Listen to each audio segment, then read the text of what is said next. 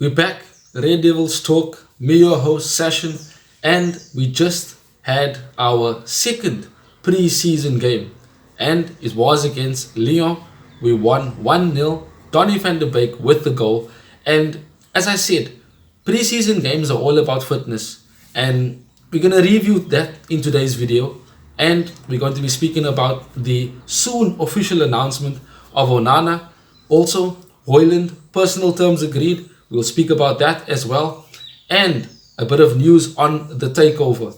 Not good news, but it is news nonetheless. But before we get into today's video, subscribe, like, and of course, keep the notification bell on so that you know exactly when I do upload videos. So, we had another win yesterday.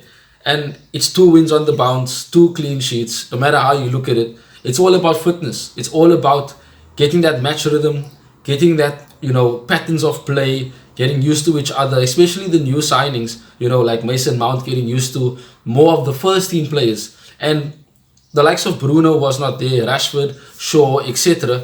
The big players, Casemiro, but we could potentially see them on Saturday against Arsenal, where we expect a much better team. And it is not to say that we didn't perform well in the past 2 games.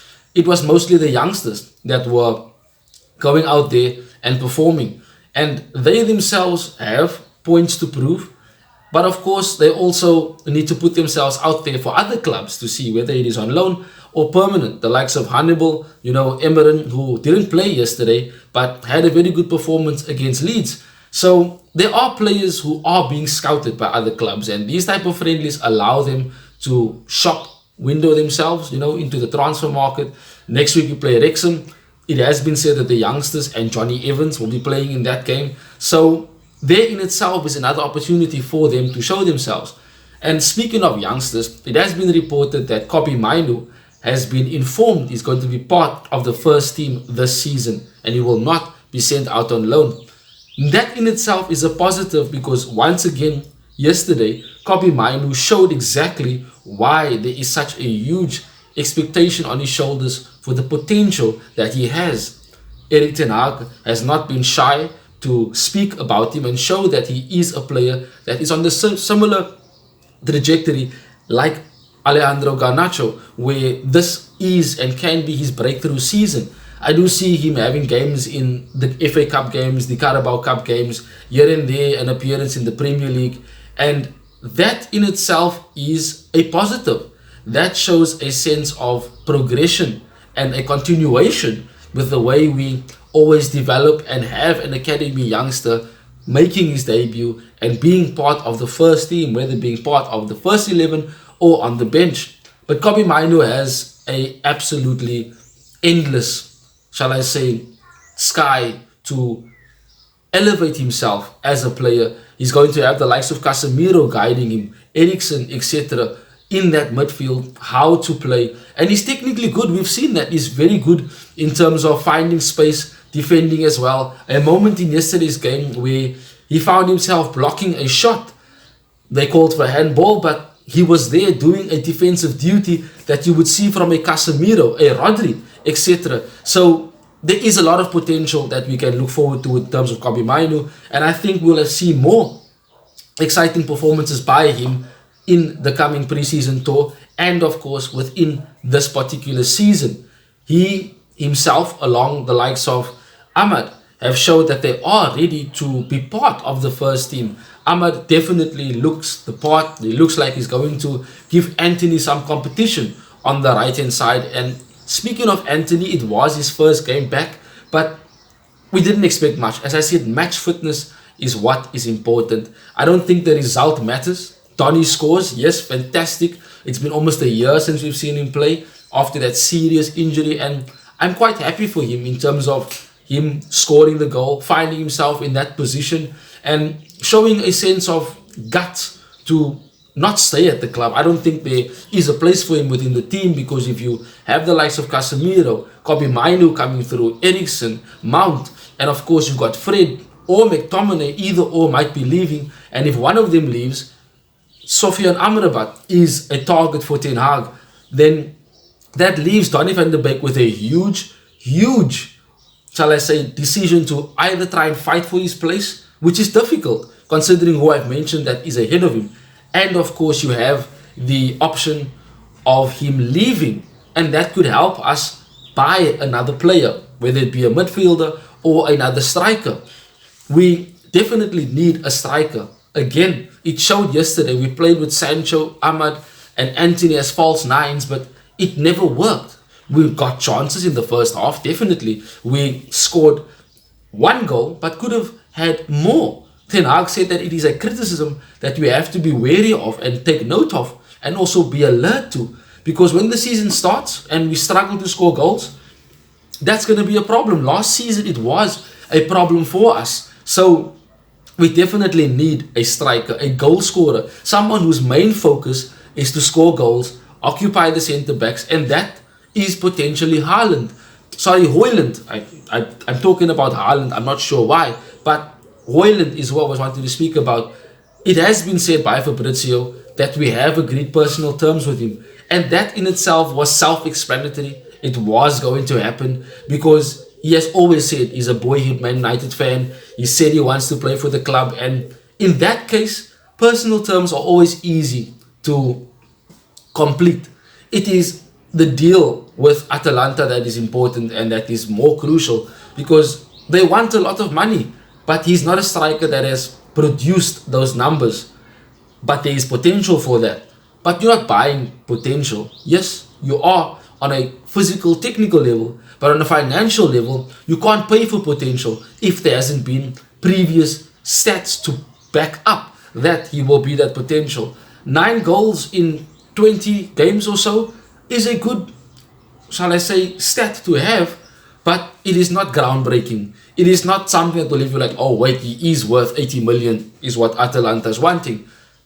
We have to be more smart, and we have been smart in the way we've gone about this summer's transfer business, winter if you're from South Africa where I am, but we have done good business, but it is not the best business out there. John Murta and his associates, in my opinion, are not good at doing transfers. I think we shouldn't lose sight of the fact that they are amateurs in their job. They have not known and have in previous seasons done anything significant. Yes, they brought in Casemiro and Varane, Sancho, etc. But it has never been congratulated because it is expected of them to do that.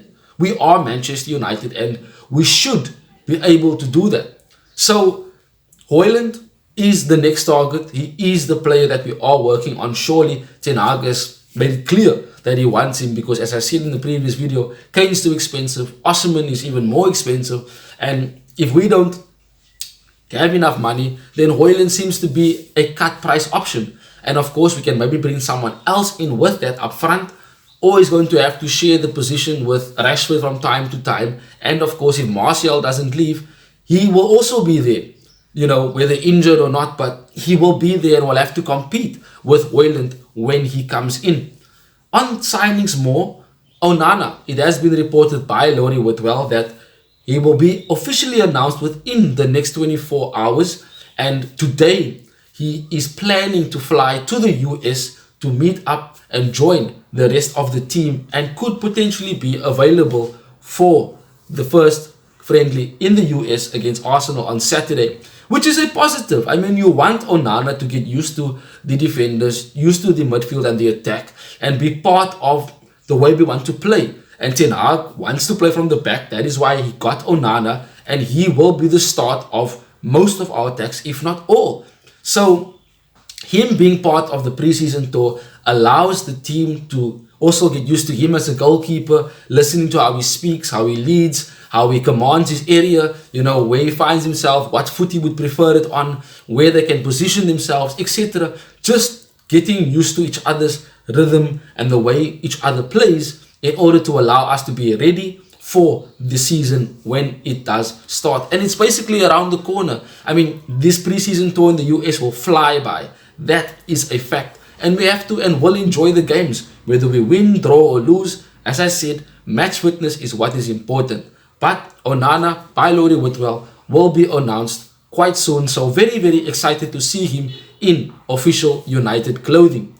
Now, Lastly, I want to speak about the takeover, and a report has come out and it has said that there is the potential for the Glazers to still be in charge by the time the season starts, because the time frame for them to have left or sold the club is no longer there before the end of the season. This is via Mike Keegan, who has also been very, very good in reporting on the takeover. Now, he's also reported that the Glazers themselves might not sell. And Sir Jim, he is willing to wait for the Glazers to make a decision, whereas the Qatar are getting really frustrated by the lack of decision making. It has affected us this transfer window. The Glazers once again have shown that they are absolutely stupid in the way they run a business. And yes, they've turned United into a business, and we are firstly a football club, but it's going to be very toxic with the way it seems. And if they are there by the first game of the season against Wolves, it's not going to be a very good Old Trafford. It's not going to be a very good response towards the Glazers, Avram and Joel especially, who are the two, that wants to stay. So, in my opinion, I want them gone. I'm getting tired of this takeover news every day. Nothing new, nothing concrete, nothing progressing, no talk of it actually coming to a conclusion. And I know the Saudi Newcastle takeover took up to 11 months or so. We are now only in perhaps going into our 9th month of the sale and of this takeover process. But there doesn't seem to be a sign of, you know what, they are going to sell. This is going to be the end game. This is where we are going. It's almost done. It looks like they are delaying it, and trying to get as much money as possible if they are able and wanting to stay, as the report says, or they are basically just taking us for a fool and clearly do not care whether they sell us or not, and are just going along for the ride, fooling everybody, fooling every United fan, and just completely using it as an excuse to save money once again in a transfer window where a manager of United is basically having his hands tied behind his back. Now, of course, we have brought in the likes of Mount, which was a priority target, and Ten Hag got him. We did bring in Onana and will be officially announced. Hojlund is going to be next, but we could have had more. We could have had even more players. The likes of Kane and Osimhen could have been targets for us had the takeover been done much earlier, before the season ended. As it was said in March already, it was going to come to a conclusion, and we're literally almost in August, and we still have no idea or a twinkling of an idea whether the takeover will happen or if it's going to come to a conclusion. But the main news, Onana officially to be announced very soon by Laurie Whitwell, Hojlund, personal terms agreed, and of course we are looking ahead to the preseason tour in the US, Arsenal being our next game, and we'll definitely have a review of that right here on the Red Devils Talk. Subscribe to the channel. Till we speak again soon, Red Devils. As always, it's been good chatting to you. Thank you for watching the video and for supporting the channel. Bye bye. Have a good day.